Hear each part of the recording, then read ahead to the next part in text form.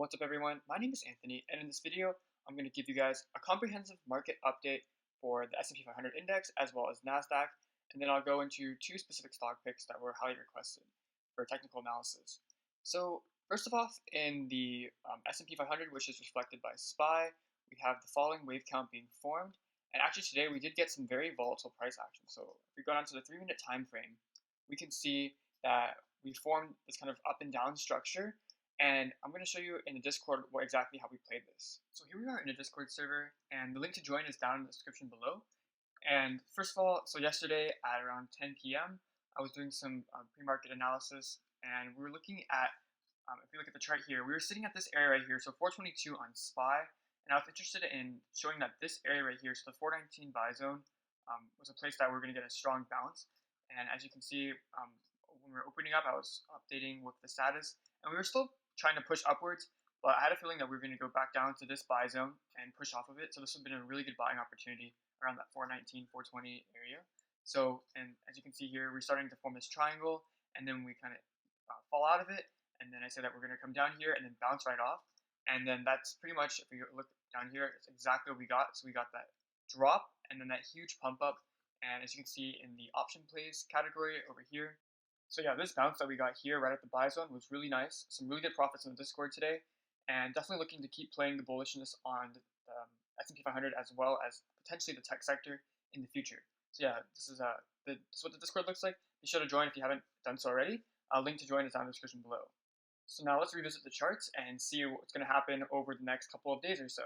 So overall, in terms of this impulsive structure that we're forming right here, so we have that wave 1 up in golden yellow, wave 2 down, and then now we're working on that possibly a wave 3 up, and then just that finishing of that impulsive structure before coming down for the bear markets in sometime in July or August, so the summertime. And first of all, within this impulsive structure, we can see that a complex correction is forming, so a W, X, Y, and if I zoom into the 3-minute time frame over here, so this is after we pushed off that buy zone right here in that blue rectangle, so we have that ABC correction forming here, and if this is the end of this huge correction, or this very long-lasting complex correction, then we could be seeing the start of that third wave. However, it's a little bit hard to tell right now whether we're actually starting that third wave impulsive structure or not. So there's two possible counts.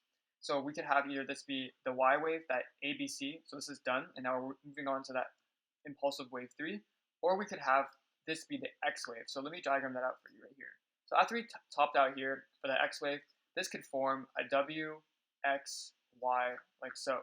So as you know, this W wave is simply just a correction. So that ABC would form this W wave, and then we would come up for some kind of weak, failed impulsive wave for the X, and then we would come down for another impulsive or non-impulsive structure, so some kind of corrective structure like an ABC for that Y wave.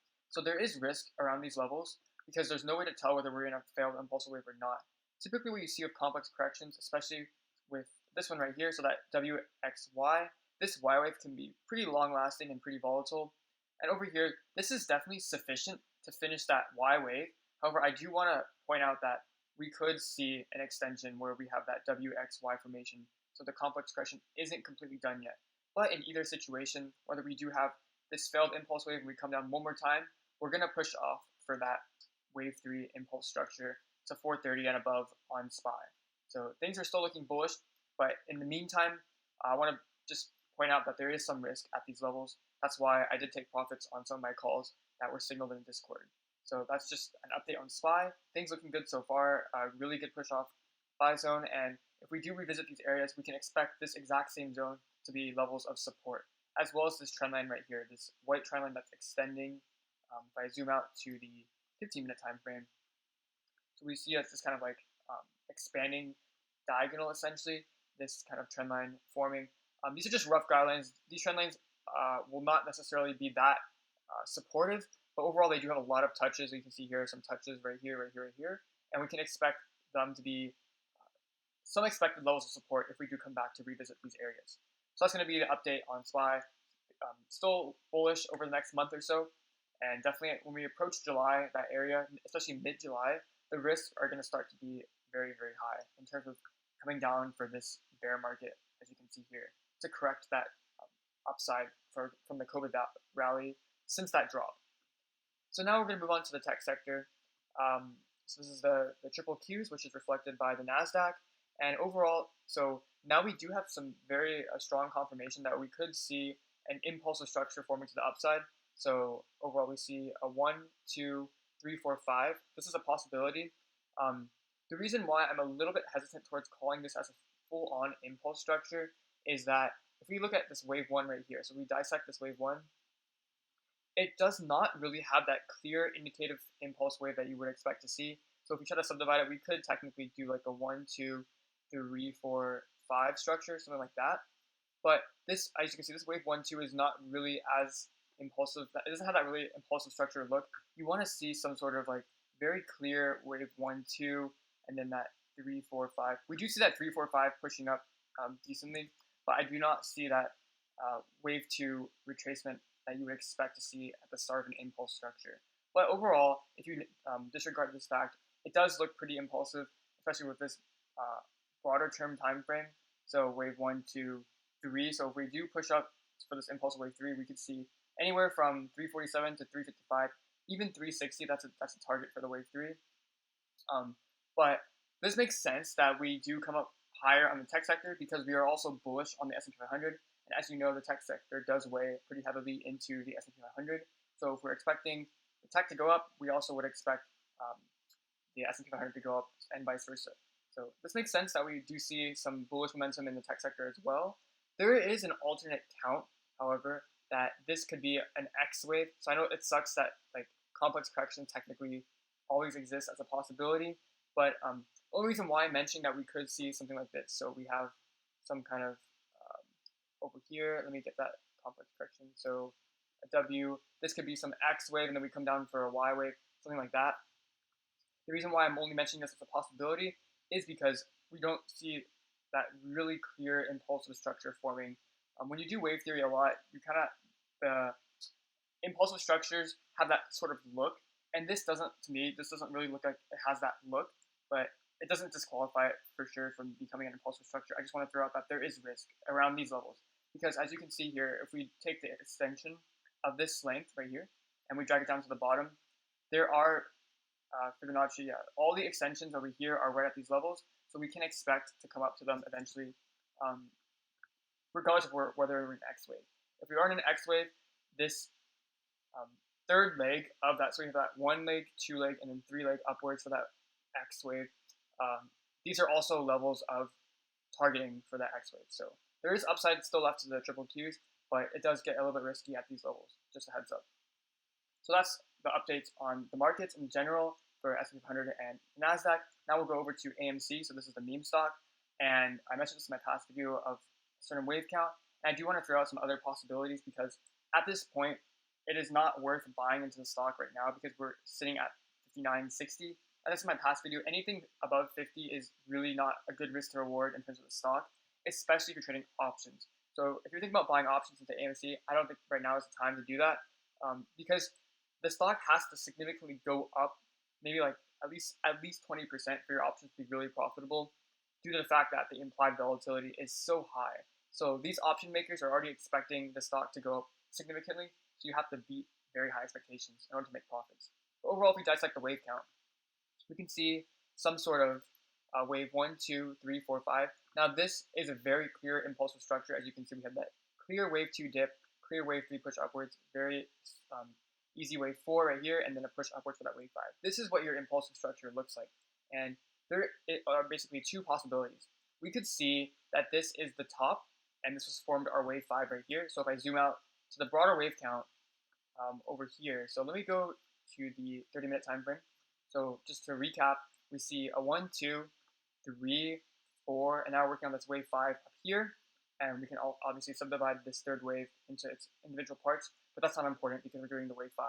So if we go back to the 3-minute time frame, as I said, we do see this impulsive structure forming right here. So 1, 2, 3, 4, 5, and we either have this as a top, and we finished our wave 5 correction, right? Or sorry, not wave 5 correction, our wave 5 of upside right here, and now we're working on some kind of retracement to the downside. Like it could be some sort of flat correction, and then we come down a little bit more, or there's a possibility that there's significantly more upside to the stock, which is, I'm going to show you why that is right here. So if we take this as an impulsive structure, we know that this is an impulsive structure. We could label this as a wave 1, and then this is we will have a wave 2 right here, and then now we're pushing it for that wave 3, and then we have wave 4 and wave 5 to have a very extended wave 5 upwards. So the reason why this is definitely a possibility, but a little bit unlikely, is that we already had a very extended wave 3 right here. So this wave 3, as you can see, 1, 2, 3, 4, 5 to form that wave 3 is very extended. And if we do have, it is possible to have another extension for that wave 5, but because we already had an extended wave 3, I would say that's a little bit more unlikely. But the fact that this wave 1 didn't come up as much, it did come up to some key Fibonacci levels right here, so the 1.4 and 4. But for something like a meme stock that has such high demand and high hype, so much hype around it, it is likely that we could have this extended wave 5. So we push upwards for that wave 3 over here, and let me show you what the targets would look like for that. So we take the bottom here, up to the top of wave 1, down to the bottom of wave 2.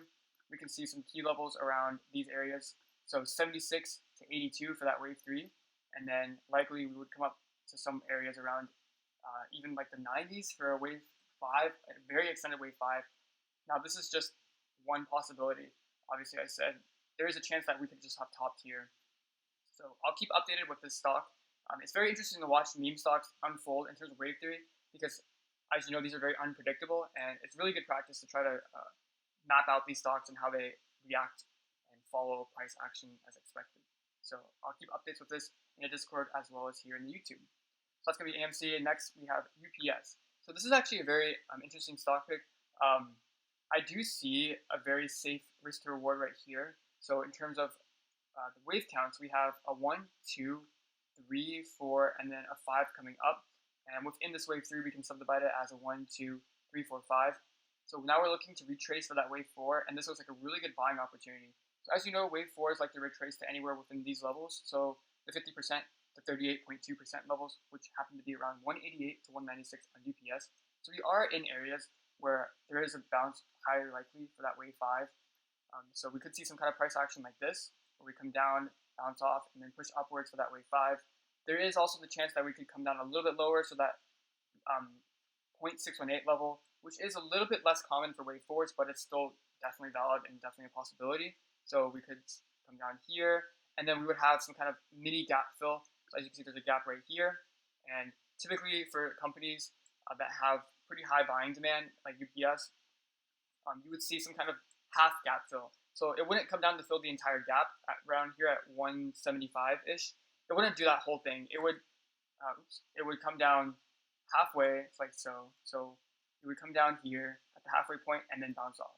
So that's what you would expect to see when you have this gap. Do not try to buy at the very bottom of this gap because you're probably not going to get a dip to these levels. You would have to buy somewhere around here between the 0.618 and the 0.382. So this is definitely on my watch list. It looks like some really good upside expected for this stock. So overall, that's going to be it for this video. I went over some broader market analysis, and I'll definitely keep updated in the Discord about what's going on. And overall, really looking forward to putting some more bullish plays. I'm signaling them in the Discord. So I'll keep you guys updated, and I'll see you in the next video.